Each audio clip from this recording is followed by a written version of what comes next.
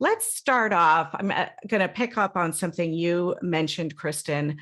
You mentioned that your background is in marketing and you have a lot of experience in branding products. And I think we all can easily identify with the power of branding when we think about products like Nike or Patagonia or Apple. Can you expand a little bit on how applying this concept to an individual is important and beneficial? Yeah, sure. I mean, I think the benefits are very similar to, the benefits that Nike, let's say, gets out of dumping a lot of money and a lot of time and a lot of energy into building their brand. They do that for a reason, right? And one reason is as simple as name recognition, right? When we hear the name Nike, because of all this energy and time that they've kind of put into building their brand, we kind of know what that means, right? We know who they are, we know what they stand for, we know what problem they can solve for us, what product they have. So it's very similar in personal branding, right? That when your name, like the thing to ask yourself, when your name comes up in a meeting and you're not there, what do people say? What do they think? What do they feel? What's the emotion they get from that? Do they have any understanding or feeling or recognition of your name, right? So that's one element of, one thing that you want to do in personal branding is just let people know who you are and what you stand for, right?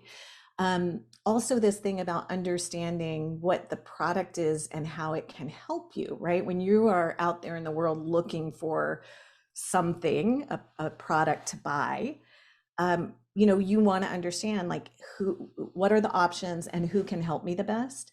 So that's another thing in personal branding that you want to be able to answer that question. Like when a problem inside an organization comes up, do people think of you as someone who can help, right? So all of these things kind of flow together. Very, very similar, I would say, the benefits.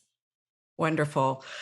So building on that, you talked about the brand really defining who you are and what you stand for. A recent Harvard Business Review article defined the personal brand as your uniqueness, of course, your values, and your contributions.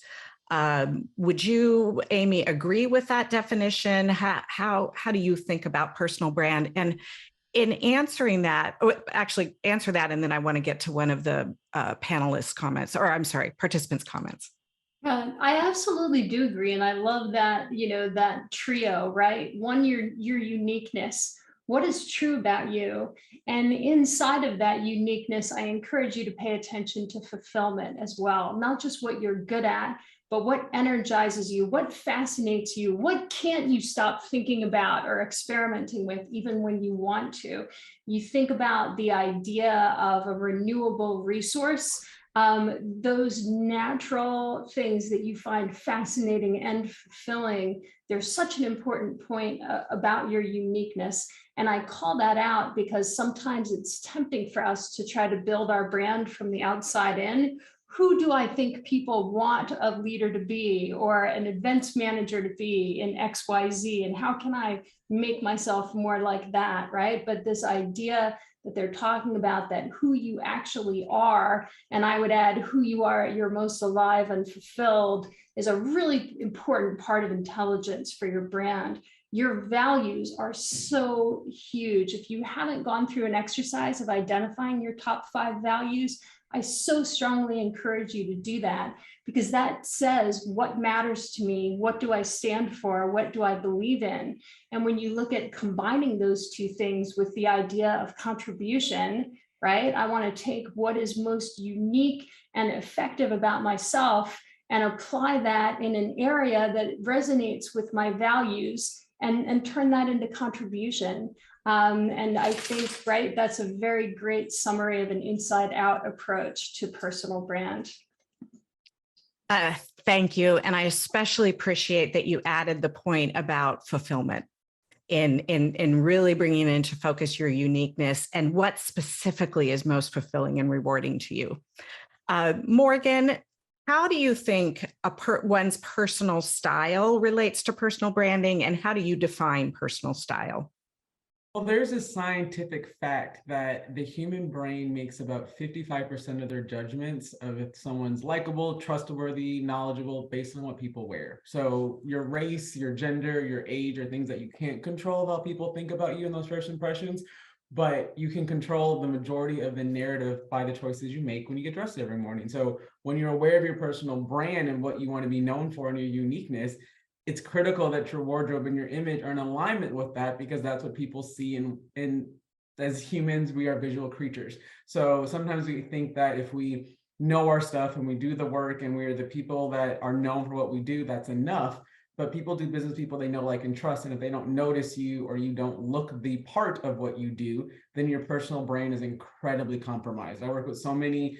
I was one of the very smart women who thought that all of that was only your work ethic mattered, but I was at the detriment of not being aware of how I showed up in the world.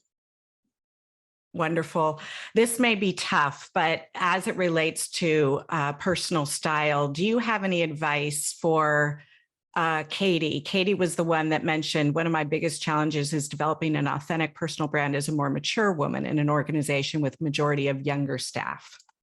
Thank you for sharing that. And to create vulnerability in the space, I really appreciate that. And I think I would encourage you, when you're developing your personal style, I talk about awareness, like, who are you? And the more aware you are of your age, your body type, your weight, your lifestyle, few of us have the body type of a quote unquote typical 20-year-old, don't try to dress like that, right? Or if you know that you aren't going to spend hours blow drying your hair every morning, don't go get a haircut that is the trendy haircut that you can't maintain. Finding what fits and honors you in your current state and your shape and your style, but is still relevant and in the current market and retail landscape. Just because you bought a pair of shoes 20 years ago and you thought they never went out of style, that doesn't mean that they are still relevant and current. So balancing what works for you, but still what's current, will show that you are comfortable in your own skin and that you're not trying to play in the 20-year-old game. Thank you. Yeah, I think key there. And Kristin, were you going to add something? I was just going to say, I think I love all of that advice is fantastic. And I also would just think about, what are the benefits that you bring as an older worker in the workplace, somebody who has all this experience and understands the culture and has a lot of connections probably within the organization, and who can you help connect to other people in the organization because of all that knowledge and experience. So really thinking about it, trying to like turn that thought on its head a little bit of, it's not a detriment, right? It's not a drawback, it's a feature. It's a feature. So how can you make it work for you? Yeah. Exactly. And we talked about, Amy explained that part of one's personal brand is your contributions. As someone who's more seasoned in their profession, you can draw on countless contributions that can provide value to others.